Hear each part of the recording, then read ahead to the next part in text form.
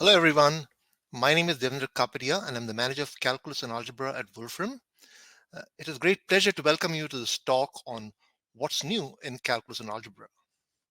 Now, version 14 of the Wolfram language is very close to release, so this talk will mostly talk about version 14 features, but I'll also talk a little bit about other projects the team has been doing during the last year since we last met, and it should be clear to you that this work is a product of the hard efforts of a large number of people throughout the company, and also announce a few talks which will happen, which will relate to my own talk. So let me now give you an outline of this talk itself. So I'm going to begin with calculus, and this time we have taken a bit of a kind of challenge and tried to integrate control systems into the calculus functionality. So I'll talk about that. I'll talk about numerical vector and contour integrals, a continuation of the story in version 13.3, a new function called Truncate Sum, and then I'll go on to a kind of a big algorithmic breakthrough in equation solving, where we can solve very large systems of equation. And I'll say what very large means when I come to it. Another big project that's been going on since version 13.3 is Finite Fields, which has now come to maturity in version 14.0, and it's now a beautiful, complete body of knowledge, both on the pure math side and the applied side. So I'll talk a little bit about that. Linear algebra, we have new structured matrices, and we have support for interval computation in matrices. Those are two both really excellent improvements. I'll talk about those. We have one new special function, bilateral hypergeometric PFQ, but that itself is completing a very large, almost 25, 30-year-old program. So I'll talk about that a little bit. And then for us as a team, documentation is always a big thing. So I'll talk about some interactions with another website in the company, Math World, which is close to our own reference website. And we'll see about some interaction between those two. And finally, as a team, we kind of work very close to education. So I'll talk about our online course initiatives, which have been perhaps one of the really big things that happened this year. So with that plan understood, let's now talk about the first feature, which is support for control systems in calculus. But you'll tell me, I don't know what a control system is. I'm not an engineer. Well, I like to say that control systems are all around us and we use them daily, more or less, at least if you're in this country. So for example, the cruise control on your car is a control system. It's got the word control in it. The heater, the air conditioner, all kind of things are control systems, and we use them all the time. So at the simplest level, what you have is you have a system that's like a black box. Could be a motor, could be something. You don't want to touch that. It just works. There's some kind of power coming in, maybe like an input. There's some output, maybe some mechanical energy that's flowing out, and then there is a controller which regulates the input based on the output to make sure that things are nice and stable. But we can in fact ignore this and make the input time dependent, and then everything is even simpler. So in version 14, we will have support for such a system inside dsolve value. Now, you've used dsolve value and dsolve for equations. Those will be working forever. Don't worry, we're not trying to touch any of that. But now, in the new release, you'll be able to say you have an input function which is feeding a system, and you want to find the output, the response of the system, and you can do that dsolve value. So U is the time dependent input. The system could either be a state space model to describe the state of system, or a slightly more technical but a lot more insightful, a transfer function model, which is like what we would call a Laplace space view, which is much more interesting from many points of view. And the response itself could be something which is, let's say, an impulse response. You quickly strike something and then don't do it ever again. That's an impulse response, like a Dirac delta, or some more general output response, etc. So this is kind of a big experiment we are trying out. I hope you'll like it. So as an example, let's talk about a transfer function model over here. So you see the S over here is a Laplace variable. That's a transfer function model. Uh, what you do over here is you look at the poles of the system of the rational function. And you see over here that the denominator s squared plus s plus 5 has got two roots.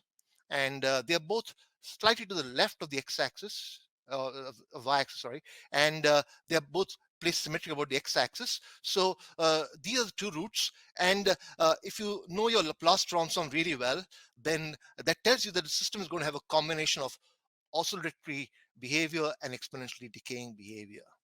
Okay, and so if you ask dsolve value in the new release to take this transfer function model, which is never done before, and find the impulse response, the response to Dirac delta, it gives you back this combination of exponential decay and oscillatory behavior that comes from the negative 1/2 over here, and the square root 19 comes from there. So it's exactly mirroring the behavior in Laplace space. And you could also work out the output for a, let's say, sinusoidal input, and you get back this answer over here, which is not absolutely clear because the input could be pretty much arbitrary. So what you do is you ask yourself the question, how do I check this? Well, luckily, we have a new function called unilateral convolve in version 14, which will let you do it. So idea is you take the input, you take the impulse response, which you just found out over here, and you convolve them, like, mixing dough to make cookies. Okay, and lo and behold, the answer which you get is exactly the output response for that input. So convolution along with the impulse response is all you need in some sense to understand the system. So here are the results. That's the blue line, blue curve is the impulse response, which mirrors system exactly. The orange line is output response. That depends upon the input, but pretty much the impulse response tells you the whole story. Uh, and of course, not all systems are continuous. They could be discrete as well. So you've got support in R-solve value and recurrence table for those discrete time systems. Now, of course, the point is this is a large area. It should be clear to you that calculus and control systems is a big thing for us. And so we have a nice talk today by Aram Manasalian. It's a wonderful talk. I strongly recommend you to attend it and learn the whole area. Okay, so on to vector and contour integrals, which are a continuation, as I said, of the 13.3 story. So in version 13.3, we had line integrate, surface integrate, contour integrate, and now we got an n attached over the numerical versions of those. You see over here. And why would you need those? Well, as an example, let's look at this classical figure called a Dupin cycloid. It's a classical surface studied by Dupin, who was a student of Mauger. And in fact, these cycloids have been studied by a lot of famous people, Arthur Cayley and John Clark Maxwell, etc. So James Clerk Maxwell. So this is a very, very well-known surface. There's a beautiful plot, which you also saw on my cover slide.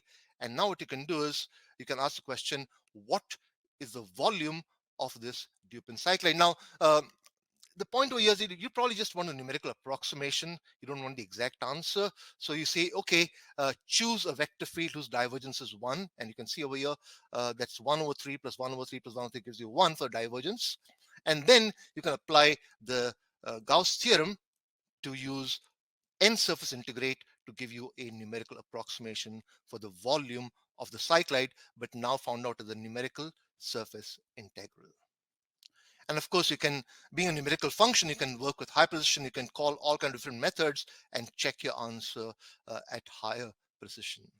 So my point is that even in the few months that we have shipped version 13.3, it's clear to me that we need alternatives to symbolic computation in this area because our users would like both numerics and symbolics to work hand in hand. So my point over here is that we have a beautiful system now of both symbolic and numerical integration for these areas. And very soon we'll start working on a course and a book for complex analysis based on this new functionality. Okay, now I come to a kind of utility function called Truncate Sum. And the question is, why is my team doing it? We typically don't do language development. Well, what happened was that a long time ago, we started supporting PDs and dsolve around version 10.3. And then the question was, how do you return infinite Fourier series? So we started returning inactive or unevaluated sums. These are full sums, but you can't really evaluate them. And we also started doing the same thing for asymptotic some time ago. So the question was, how do we tackle these? Well, early on, we'd have some kind of trickery, like, slash dot infinity goes to 40, something like that, which I loved. Some other people did not. So we had to have a new function do that. So truncate sum is a new function which makes it easy to work with such results in version 14. It's a very nicely designed function. You can say truncate sum. You can drop in a sum over here, and it'll give you an approximation, in this case, to 5 terms. So you can truncate your series and work with it. So for example, here is the series for the sine function, the full series. And of course, you want a few terms. So you say truncate sum of the series up to 8 terms, and you get back the first 8 terms of the series.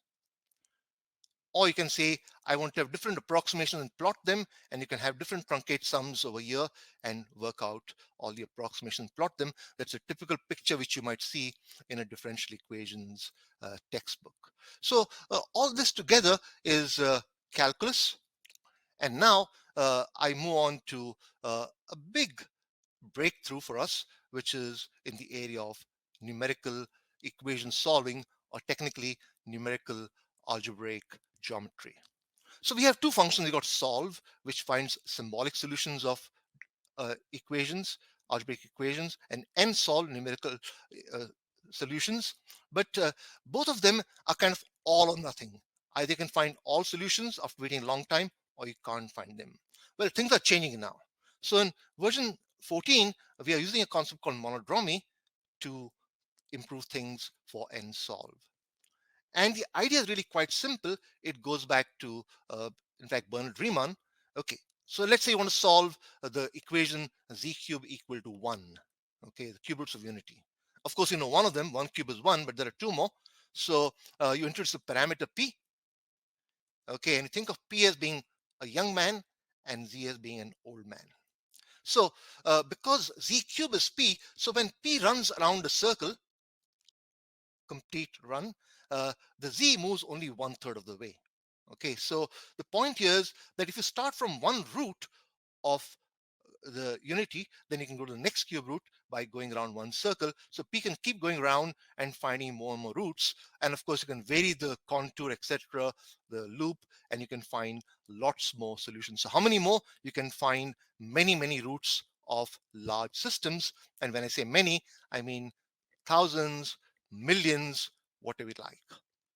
But the point is, you would rather not find them all. Who would want 1 billion solutions of a system of equations? Well, we have an option called max roots, which can be used to specify how many roots you want for your system. So here, for example, is a system with 1 trillion roots. Okay, that's x to 10,000, y to 10,000, z 10,000.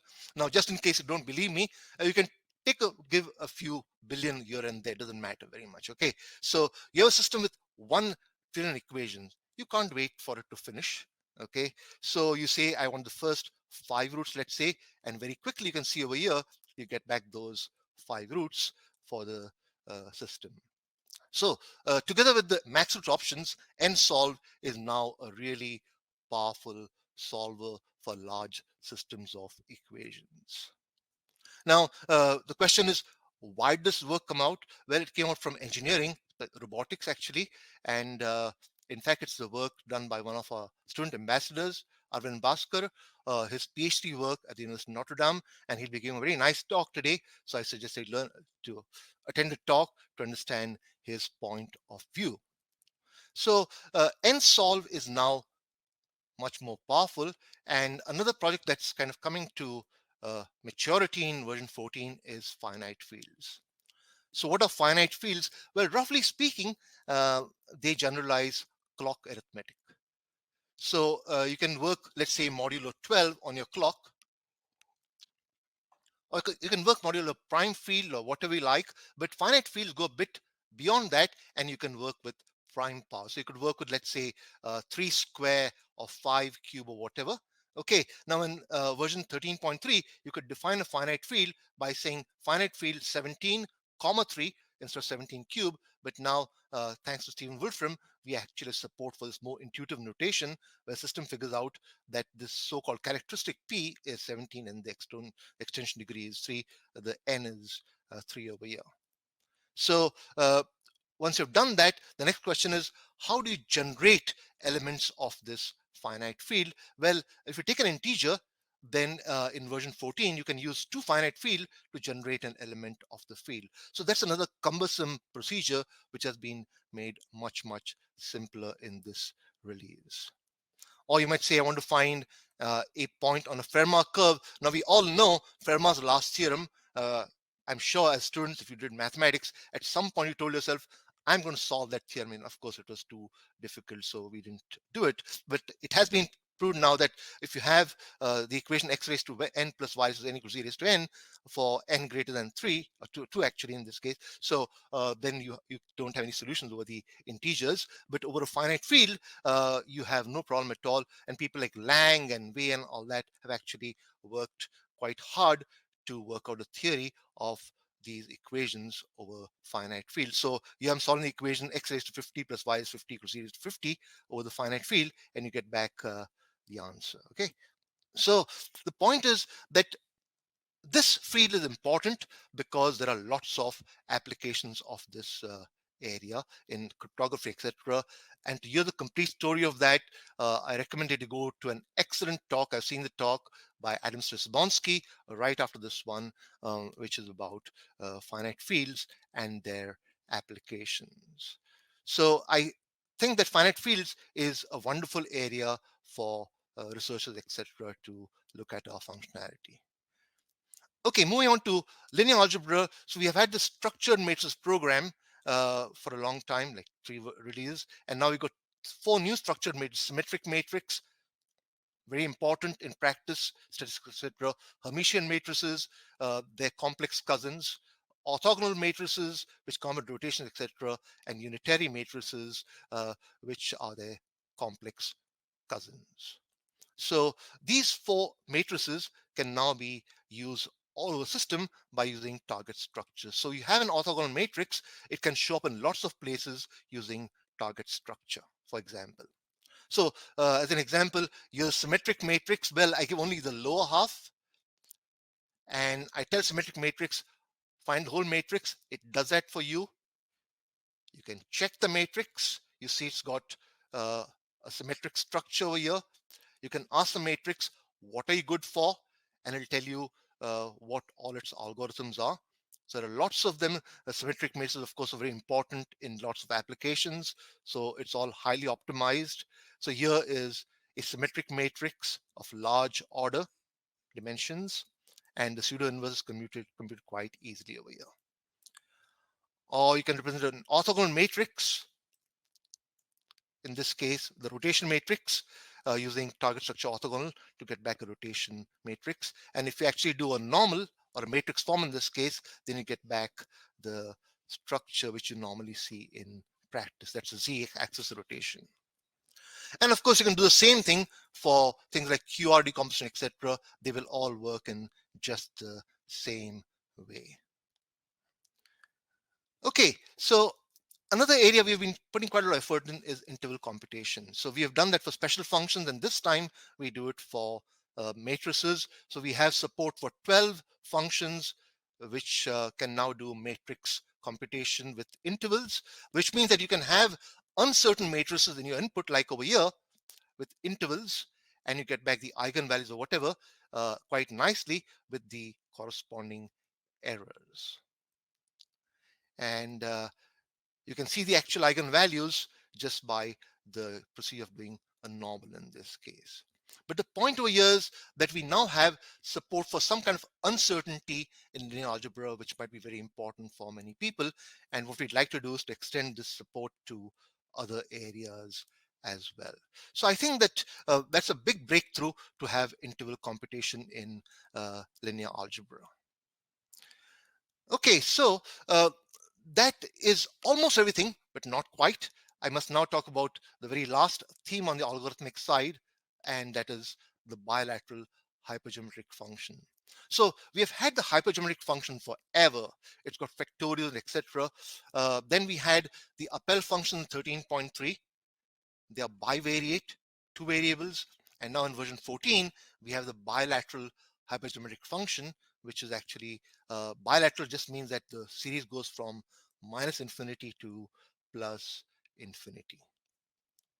So this bilateral function, bilateral Hyperic PFQ, is a series, but of course you can evaluate it by various tricks like analytic extension, etc., and Borel summation in the more general case.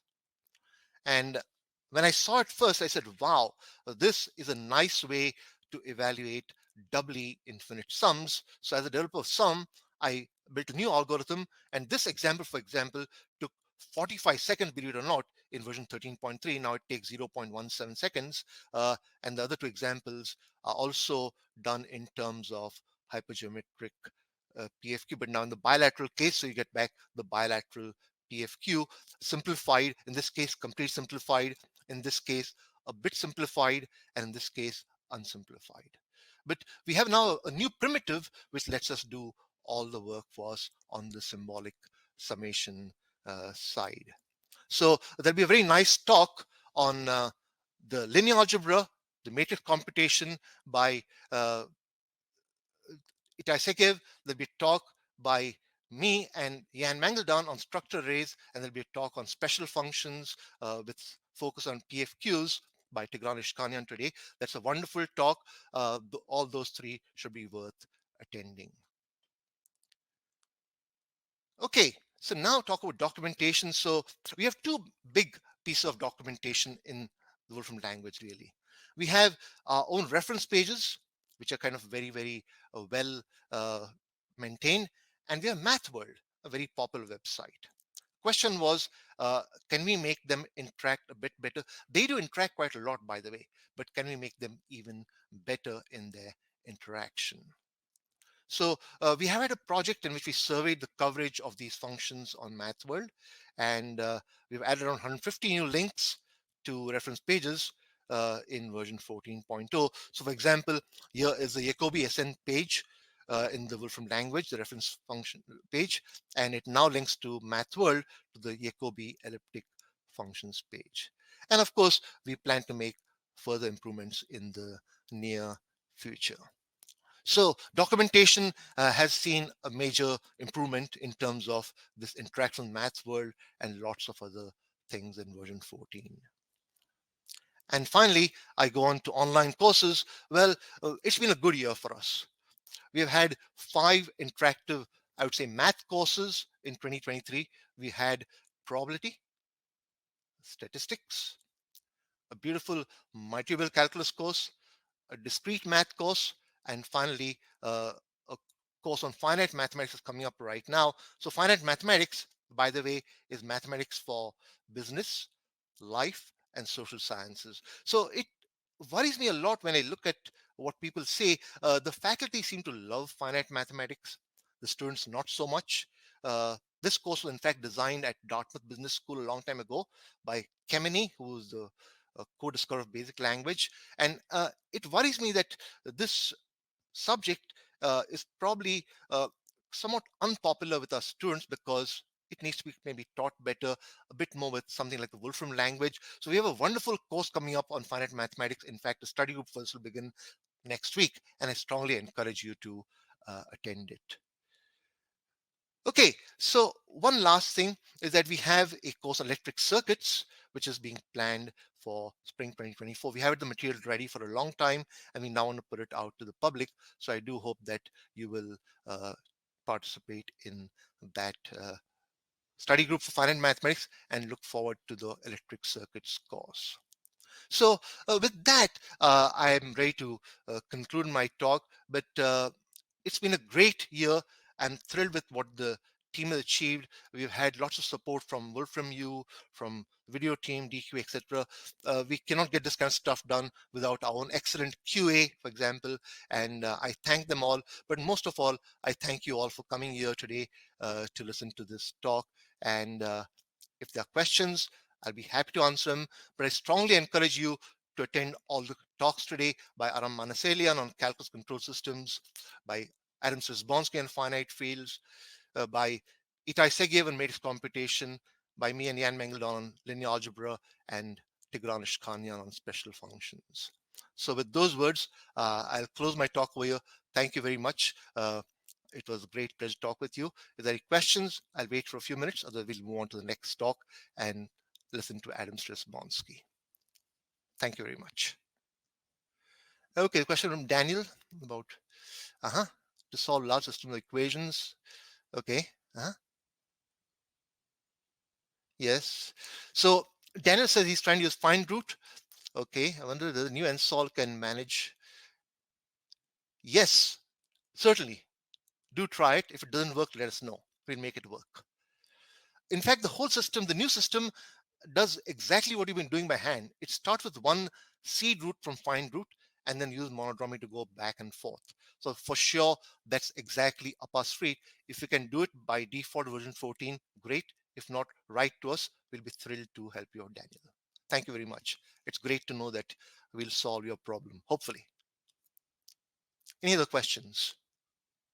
Yes, so we've done a lot of testing on nsolve with all the standard benchmarks. We are convinced this is a big breakthrough, but it's a tricky area because numerics, so who knows what's right and what's wrong, honestly.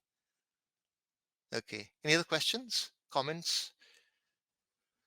I should say that the documentation for all these functions is really excellent in version 14. We've been very careful, so do look at it to learn what's really been done. These are all big pieces of functionality, and we have done our best to update the reference page, for example, the nsolve page, to make it as nice as possible. And do look at the courses. Do let people know that the courses exist. It really does help us quite a lot. Okay, I'll stop over here, and thank you very much, everyone.